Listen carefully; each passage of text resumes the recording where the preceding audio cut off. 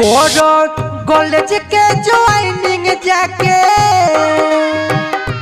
कोरो कॉलेज के ज्वाइनिंग जाके मिट्टी सारा गम जी। तो यार गीत बन के घर आयोई हो हमारो सुनो ये बलम जी। तो डायमंड बन के घर आयोई हो हमारो सुनो ये बलम जी। तो कोरो कॉलेज के ज्वाइनिंग जाके कोरो कॉलेज के ज्वाइनिंग जाके मिट्टी सारा गम जी। तो डायमंड बन के घर आयोई हो हमारो सुनो ये बलम जी। तो यार डी बन के घर आयोई हो हमारो सुनो ये बलम जी। Mix by Prajapati recording studio हावे गोलंबर के पास। गोलू बाबू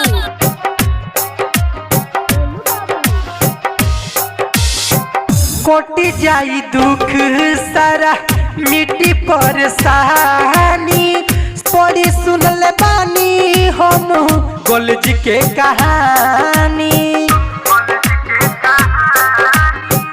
कोटि जाई दुख सारा मिट्टी परेशानी सुनल बानी बड़ी हम कॉलेज के कहानी। रउआ जाइब के बोली चली रउआ जाइब के बोली चली जाई हम जी। तो यार गीत बन के घर आयोई हो हमारो सुनो ये बलम जी। तो डायमंड बन के घर आयोई हो हमारो सुनो ये बलम जी। गोलू बाबू मीरगंज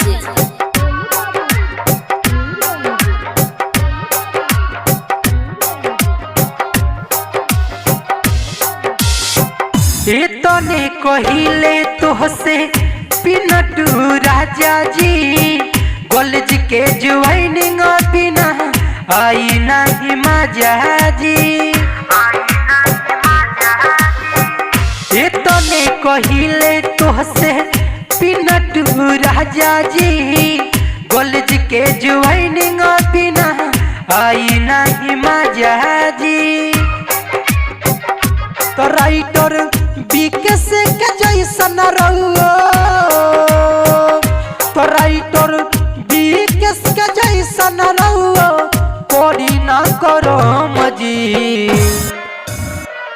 तो यार दिन बन के घर आयोई हो हमारो सुनो ये बलम जी। तो डायमंड बन के घर आयोई हो हमारो सुनो ये बलम जी।